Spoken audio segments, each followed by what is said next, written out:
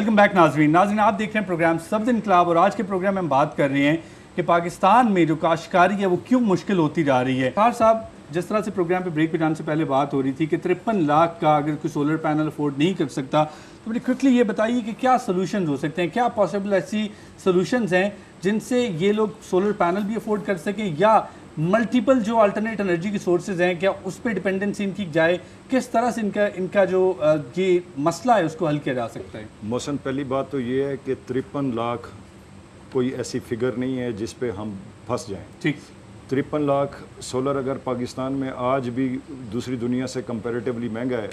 मेरा मतलब सवाल फिर यही है कि जब पिछले साल यहाँ पे German investor solar cell fabrication के लिए 19 दिन यहाँ पे ठहरे रहे, तो मेरा मुतलका मतलब जो सुनने वाले लोग हैं या मुतलका ज़िम्मेदारान जो हैं, मेरा उनसे सवाल ये है कि यहाँ पे सोलर सेल प्रोडक्शन या फैब्रिकेशन की इजाज़त किस वजह से नहीं दी गई। वो अगर फैब्रिकेशन यहाँ पे होती तो ये बहुत चीप होता, बहुत चीप होता। दूसरा ये है कि जो सोलर ट्यूबवेल या सोलर ऑपरेटेड ट्यूबवेल्स हैं वो भी डिपेंड करते हैं बहुत सारे फैक्टर्स पे, जिस पे आपका वाटर हेड और बहुत सारे दूसरे फैक्टर्स अब हमें मतलब वो होते हैं। ये 53 लाख का नहीं होता है, ये 7 लाख से भी शुरू होता है, जिसमें उसका डिलीवरी लेवल, उसका वाटर हेड, बहुत सारे factors area to area vary करता है। जहाँ पे 100 फुट पे पानी है सस्ता होगा, जहाँ पे पानी ज़्यादा गहरा है वो महंगा होगा। आज देखें मौसम, हमारा मसला ये नहीं है, हमारा मसला ये है कि हम इसलिए यहाँ पे बैठे हुए हैं कि ये जो किसान भाई आए हैं, इस तरह के लाखों किसान हमारे पाकिस्तान के अंदर फिर रहे हैं। पाकिस्तान एक एग्रीकल्चर बेस्ड कंट्री था और कंट्री रहेगा। पाकिस्तान को अल्लाह ताला ने नेचुरल रिसोर्सेज से मालामाल रखा है। आज अगर अमेरिकन एबव दी सर्विस की बात कर रहे हैं तो पाकिस्तान के अंदर अल्हम्दुलिल्लाह, मैं ये नहीं कहता हूँ कि जी पाकिस्तान के बिलो दी सरफेस कुछ भी नहीं है। ठीक, एबव दी सरफेस भी अल्लाह ने सबसे ज़्यादा हमें दिया है और बिलो दी सरफेस भी सबसे ज़्यादा हमें दिया हुआ है। ठीक, सिर्फ डिटर्मिनेशन की बात है। पाकिस्तान के अंदर रिन्यूएबल रिसोर्सेज की जब हम बात करते हैं, सोलर का बहुत बड़ा पोटेंशियल है। जिस तरह मैंने अभी फिगर दिया 2.9 मिलियन मेगावाट का पोटेंशियल है। इसी तरह विंड का हमारे पास, ये विंड का बहुत बड़ा पोटेंशियल पाकिस्तान के अंदर है। इसी तरीके से अगर हम आए, पाकिस्तान के अंदर बायोडीजल, बायोफ्यूल की बहुत बड़ी ऑप्शन है। इन किसानों को लिटरेट या एजुकेट करने की ज़रूरत है। इनके पास बहुत ज़्यादा एनिमल्स हैं। मौसम, हमारी बड़ी सक्सेसिव मीटिंग रही जर्मनी में, जो दुनिया का सबसे बड़ी एकेडमी है, renewable energy academy of Germany, Berlin के अंदर, रिनैक एजी के नाम से। हमारी बड़ी सक्सेसिव मीटिंग्स हुई। हमारा MOU साइन हुआ renewable energy society of Pakistan के साथ। वो एशिया के अंदर पाकिस्तान का पहला इंस्टीट्यूशन बनने जा रहा था जिसमें प्रॉपर रिन्यूएबल या अल्टरनेटिव रिसोर्सेज पे तालीम दी जानी थी, जिसमें लोगों को सिखाया जाता है कि बायोडीजल कैसे होगा, बायोएनर्जी कैसे प्रोड्यूस होगी। बहुत बड़ा पोटेंशियल था। फिर मेरा सवाल वही है, डिटर्मिनेशन। वो MOU आज भी किसी मिनिस्ट्री में पड़ा हुआ है। इनका अपना क्या रोल है या इन जैसे किसानों का अपना क्या रोल है? देखें, पाकिस्तान के अंदर जब हम डोमेस्टिक लेवल पे बायोगैस की बात करते हैं, 2 से 3 जानवरों के लिए आप 8 से 10 बंदों के लिए सफिशेंट। लोगों को एजुकेट करने की ज़रूरत है। जब हम किसान के मसले का हल करते हैं या मसले के बारे में हम बायोगैस से कोई सोल्यूशन निकालते हैं, सिर्फ 2800 किलोग्राम पर डे के हिसाब से अगर इनके पास एनिमल वेस्ट या डंक है तो 5 इंच डिलीवरी का जो इनकी एक नॉर्मल रिक्वायरमेंट को पूरा करता है, वो पंप पाकिस्तान में इस वक्त भी चल रहे हैं। 2800 किलोग्राम पे 2800 किलोग्राम एनिमल डंक पर डे के हिसाब से। अगर आज भी जो जिम्मेदार, इनका प्रॉब्लम ये है कि इनको एजुकेट नहीं किया गया है। ठीक, एजुकेट करने वाले जिम्मेदारों से हमारा प्रॉब्लम, हमारा सवाल या हमारी दरख्वास्त सिर्फ इतनी है कि डायरेक्टली बीच, ये देखें आज भी ये इस्लामाबाद के अंदर डेरा गाजी खान से बहावलपुर, रहीम यार खान, सक्कर रोड़ी के ज़िम्मेदार यहाँ पे क्यों आए हुए हैं? अगर इन लोगों की अप्रोच या एक्सेस रिसर्च इस्लामाबाद या हमारे साथ हो सकती है तो वो गवर्नमेंट जो जिन्होंने इनके मसले का हल करना है, आपके प्रोग्राम की रेफरेंस से मैं उन लोगों तक ये मैसेज कि आप इन लोगों को डायरेक्टली एड्रेस करें और जो अवेलेबल ऑप्शंस हैं, अगर अवेलेबल ऑप्शंस आपकी समझ में नहीं है, किसान लोगों की समझ में नहीं, ये हमसे मिल सकते हैं। तो मतलब हम हर तरह की सपोर्ट करने के लिए सिविल सोसाइटी के तौर पे हम गवर्नमेंट को, किसानों को, सब लोगों को 24 घंटे हाजिर हैं। गुलाम मुस्तफा साहब, मुझे ये बताइए कि अगर आपको ऐसे कोई सोल्यूशन दिए जाते हैं, सब्सिडाइज रेट पे सोलर दिया जाता है, बायोगैस की ट्रेनिंग दी जाती है, बायोगैस सब्सिडाइज रेट पे दिया जाता है, तो क्या ऐसी कोई मज़ाहमत पाई जाती है? चूँकि यूजली ये होता है जब हम तब्दीली की तरफ जाते हैं, नई चीज़ की तरफ जाते हैं, तो हम लोग थोड़ा सा कतराते हैं। क्या किसानों के जहनों में ऐसा कोई डाउट पाया जाता है یا وہ ایگریڈ ہیں اگر ان کو فائنینشلی اس طرح اکوپ کیا جائے, ٹیکنالوجی سکھائی جائے, تو کیا وہ یہ ساری نئی جتنی بھی ایجادات ہیں, انوویشنز ہیں, ان کو اپنانے کے لیے تیار ہیں؟ سر جہاں تک بات ہے نا, وہ سولر پہ تو آنے کے لیے تیار ہیں. ٹھیک, جو بھی ان کے پاس کوئی تھوڑی بہت کوئی بچی کچی کوئی اپنے باپ دادا کی زمین ہے, کوئی اس کو بیچ کر, کوئی اپنے زیورات بیچ کر, وہ تو ہم کرنے کے لیے کسی حد تک تیار ہیں.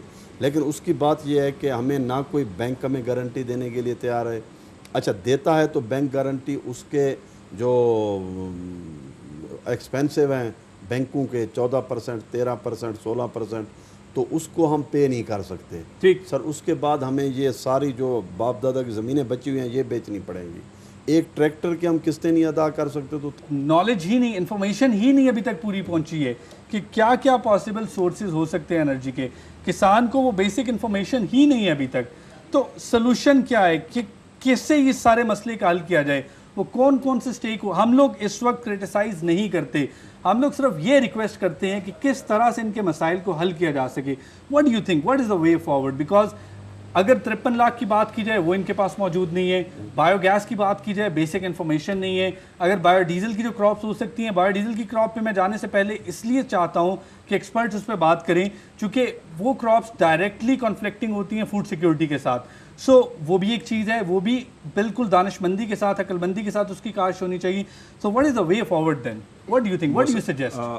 محسن, جب آپ کا پروگرام آن ایئر جائے, ان لوگوں کے مذاکرات جو ابھی 53 لاکھ کی بات کو, بایو ڈیزل پہ آنے سے پہلے 53 لاکھ کے میشو کو, پچھلے 1.5 سے 2 مہینے کے درمیان ان کے ایک انٹرنیشنل کمپنی ہے پاکستان میں, انفارچونیٹلی ابھی تک کوئی ایسا بزنس گروپ نہیں ہے جو ان مائی اوپینین مطلب جو ان کی ریکوائرمنٹ ہے 10-10.5 ہزار گیلن فی گھنٹے کے حساب سے ان کی پانی کی ریکوائرمنٹ کو, اسپیشلی جو ڈیزرٹ ایریا کے لوگ ہیں, اس ریکوائرمنٹ کو میٹ کر سکے.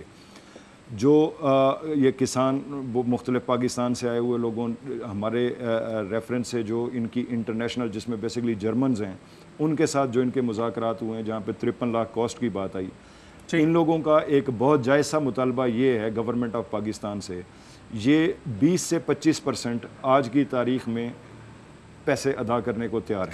کسان 53 لاکھ ان کے پاس نقد نہیں ہے, ان کے پاس نقد 53 لاکھ نہیں. اگر ہم اس ماڈل کو پورے پاکستان پہ کریں, کیونکہ یہ ریپرزینٹ کر رہے ہیں نہ صرف اپنے علاقے کو بلکہ اس ملک کے کسان کو. یہ ہمارے ریفرنس سے جرمنز کے ساتھ ان کے بہت ساری میٹنگز ہو چکی ہیں, یہ ابھی جو نام بھی لے رہے تھے ان کی ہماری میٹنگ ریسرچ پاکستان کے تعاون سے ہی ہوئی ہے.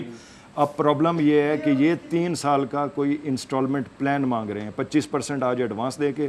ان کے ذہن میں یہ ہے کہ جو یہ گریڈ کو یا وابڈا کو یا جو بھی وہ بل بھی تو کنٹینیوسلی آپ نے ان کے بلوں کی آپ کسی وقت آپ کو دکھائیں گے. اس مہینے بھی ان کا 2,27,000 کا بل آیا جب ٹیوبل چلا بھی نہیں ہے. 2 لاکھ روپے کا جو بل ہے, تو یہ وہ انسٹالمنٹ پلان کے تحت وہ اس جرمن کمپنی کو دینا چاہتے ہیں. اب اس میں کوئی درمیان میں فیسیلیٹیٹر پڑے گورنمنٹ کی طرف سے, کوئی ڈیسیجن میں ایک ٹیوبل کا ایشو نہیں ہے. آپ اوور آل اس ملک میں جو رینیویبل انرجی کے ریسورسز پائے جاتے ہیں, آلٹرنیٹ انرجی کے ریسورسز پائے جاتے ہیں, اس حوالے سے آپ کا کیا کہنا ہے؟ آپ کیا سمجھتے ہیں کہ کیا لانگ ٹرم, کیا شارٹ ٹرم, کیا مڈ ٹرم ہمارے ٹارگٹس ہونے چاہیے, کس طرح سے انہیں میٹ کیا جا سکتا ہے, کون کون سے سٹیک ہولڈرز ہو سکتے ہیں؟ آپ کا کیا میسج ہے؟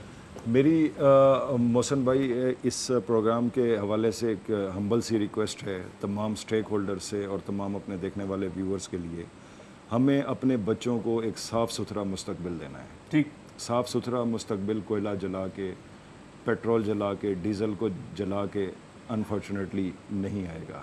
صحیح. ہمارا آج بھی یہ میسج ہے تمام سٹیک ہولڈرز کو کہ renewable energy resources of energy جس میں پاکستان بہت رچ ہے ان کو ریکگنائز کیا جائے.